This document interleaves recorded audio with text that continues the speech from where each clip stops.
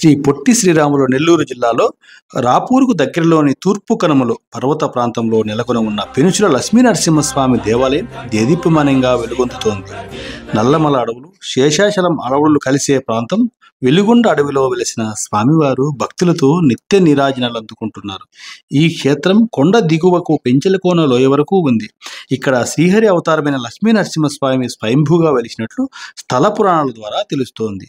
పల్లపురాజుల కాలంలో సుమారు 1200 ఏళ్ల కిందటే గుహనే దేవాలయంగా నిర్మించినట్లు చరిత్ర తెలుపుతోంది.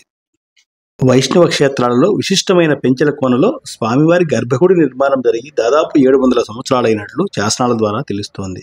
వెలిగొండల అడవిలోని పర్వతంపై సముద్ర మట్టానికి 3000 అడుగుల ఎత్తులో ఈ క్షేత్రం ప్రశాంత ప్రకృతిలో అలరారుతోంది. ఈ ఆలయం పరిసర ప్రాంతాలు సుందరమైన అడవి మధ్య ఉండడంతో ఆహ్లాదకరంగా ఉంటుంది. పెంచెలకోన పుణ్యక్షేత్రం ఆంధ్ర మరియు తెలంగాణ రాష్ట్రాలలో ఉన్న నవనరసింహ దేవాలయాల్లో ఒకటిగా విరాజిల్లుతోంది.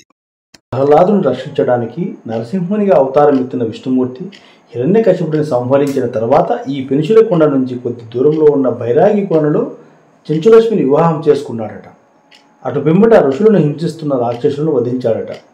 విష్ణువు తదితర దేవతలు ప్రతి శనివారం ఇక్కడ ఉన్న సరస్సును సందర్శించేవారట. అందుకు తార్కాణంగా సరస్సు నుంచి వెండి గొడుగులు పైకి లేచిందని పురాణాలు చెబుతున్నాయి. అందుకే బ్రహ్మోత్సవాల సమయంలో భక్తులు స్వామివారికి గొడుగులు సమర్పించడం ఆనవాయితీగా వస్తోంది. అందుకే ఈ క్షేత్రాన్ని ఛత్రవటి క్షేత్రంగా కూడా పిలుస్తారు. భక్తులకు అష్టైశ్వర్యాలు, పిల్లలు లేని వారికి సంతాన భాగ్యం కల్పిస్తాడని భక్తుల నమ్మిక. స్వామివారు స్త్రీలకు వెన్నంటి ఉంటూ ఎప్పుడూ రక్షిస్తూ ఉంటాడని ప్రతీతి.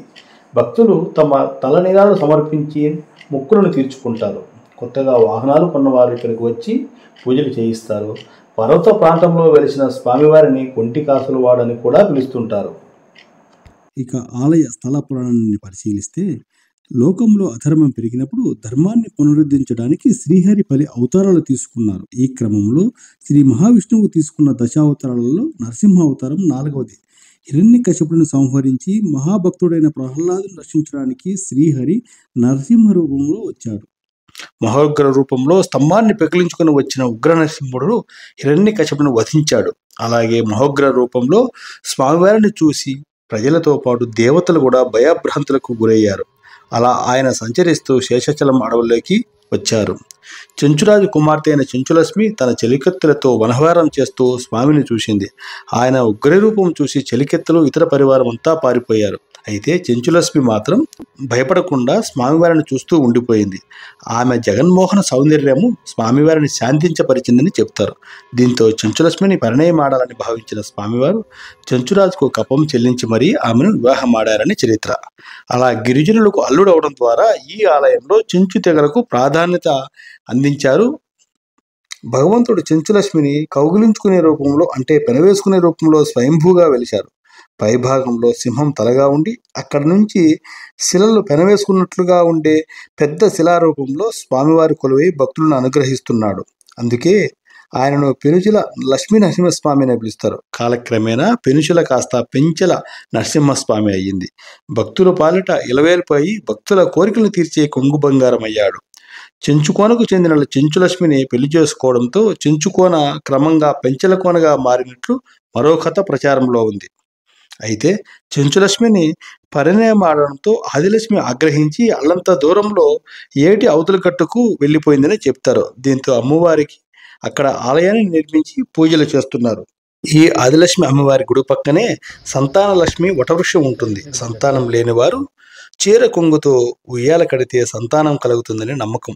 పెంచెలకోనకు 6 కిలోమీటర్ల దూరంలోని గోనుపల్లి నుంచి గొల్లపాలుడు రోజు పశువులను మేపేందుకు కోన వద్దకు వెళ్ళేవాడు. కోనలో పెనుచుల లక్ష్మీ నరసింహస్వామి స్వయంభూగా వెలిసి ఉన్నాడని ఒక వృద్ధుడు గొల్లబాలుడికి చెప్పాడు. వెనుదిరిగి చూడకుండా నేరుగా గ్రామ పెద్దకు వెళ్ళి అక్కడ ఆలయం నిర్మించాలని చెప్పమని చెప్పాడు.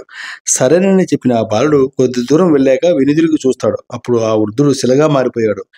ఈ వివరాలన్నీ గొల్లబాలుడి ద్వారా విన్న గ్రామ పెద్ద అక్కడ ఆలయాన్ని నిర్మించారని చెప్తారు. పూర్వం కర్మ మహర్షి ఈ ప్రాంతంలో తపస్సు చేశారని, ఆయన ఆశ్రమం పక్కనే ఉన్న ఏరును కర్మనేరుగా పిలిచేవారని, కాలక్రమంలో అది కాస్త కండలేరుగా మారిందని చరిత్ర కథనం. నిత్య శోభాయనమానంగా వెలుగుతున్న ఈ దివ్యక్షేత్రానికి దేశం నలుమూల నుంచి భక్తులు వస్తుంటారు. ముఖ్యంగా 2 తెలుగు రాష్ట్రాలతో పాటు కర్ణాటక, తమిళనాడు, మహారాష్ట్రాల నుంచి అధిక సంఖ్యలో భక్తులు స్వామివారి అనుగ్రహం పొందడానికి వస్తుంటారు. ఒక్కసారైనా స్వామివారిని దర్శించుకుంటే శుభం కలుగుతుందని భక్తుల నమ్మకం. అందుకే దట్టమైన అడవి ప్రాంతమైనా సరే భక్తులు బారులు తీరి మరీ మొక్కులు తీర్చుకుంటుంటారు. ఇక్కడ సమీపంలో విజయేశ్వరీదేవి ఆశ్రమం ఉంది. దీని నిర్వాహకురాలు విజయేశ్వరీదేవి 30 సంవత్సరాలకు పైబడి తపస్సు చేస్తోందని చెప్తారు. ఇక్కడ జరిగే పూజలను పరిశీలిస్తే పెంచలకోన దివ్యక్షేత్రంలో ప్రతిరోజు ఉదయం 6 గంటల నుండి 12 గంటల వరకు, సాయంత్రం 4:30 గంటల నుండి 7 గంటల వరకు ఆలయం తెరిచే ఉంటుంది. 1959వ సంవత్సరం నుంచి ఈ ఆలయం దేవాదాయ శాఖ ఆధీనంలోకి వెళ్ళింది. అప్పటి నుంచి ఈ క్షేత్రం దినదినాభివృద్ధి చెందుతూ వస్తోంది.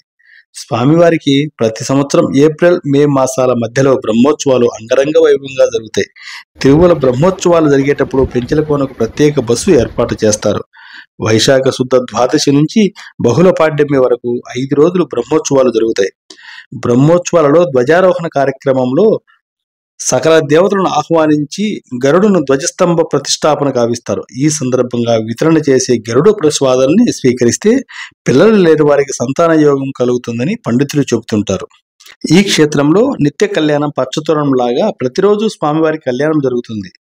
మొక్కుబడి ఉన్న భక్తులు 1500 రూపాయలు చెల్లించి ఏ రోజైనా స్వామివారికి కళ్యాణోత్సవం జరిపించవచ్చు. దివ్యక్షేత్రానికి రావడానికి రోడ్డు, రైలు, విమాన మార్గాలు అందుబాటులో ఉన్నాయి. రైలులో రావాలనుకునేవారు రేణిగుంట, రాజంపేట పట్టణాలకు చేరుకోవాలి. నెల్లూరు నుంచి 80 కిలోమీటర్లు, రాపూర్ నుంచి 30, రాయంపేట నుంచి 85, రాయచోటి నుంచి 140 కిలోమీటర్ దూరంలో పెంచలకోన ఉంటుంది. ఇక్కడ రాత్రి బస చేయడానికి గదులు అద్దెకు దొరుకుతాయి. దేవస్థానం తరపున అన్నప్రసాద వితరణ కూడా జరుగుతుంది. ఒకవేళ వెలుపలి ఆహారం తీసుకోవాలనుకునే వారికి ఆలయం బయట కాకా హోటల్లో తోపుడు బండ్లు అందుబాటులో ఉంటాయి. భోజనం, టిఫిన్, ఇతర శీతల పానీయాలు అక్కడ దొరుకుతాయి. ఓకే ఫ్రెండ్స్, చూచారుగా, ఇది ఇవాళ వీడియో. వాస్తవానికి ఇది నా మొదటి వీడియో. ఇందులో ఏమైనా పొరపాట్లు ఉన్నా, నేను సరిచూసుకోవాల్సిన విషయాలు ఉన్నా కూడా మీ విలువైన సూచనలు, అభిప్రాయాలను కామెంట్ రూపంలో తెలియజేయండి. వీడియో నచ్చితే లైక్ చేయండి. అలాగే ఇంకా ఎవరైనా మన ఛానల్ సబ్స్క్రైబ్ చేసుకోకుంటే సబ్స్క్రైబ్ చేసుకోండి.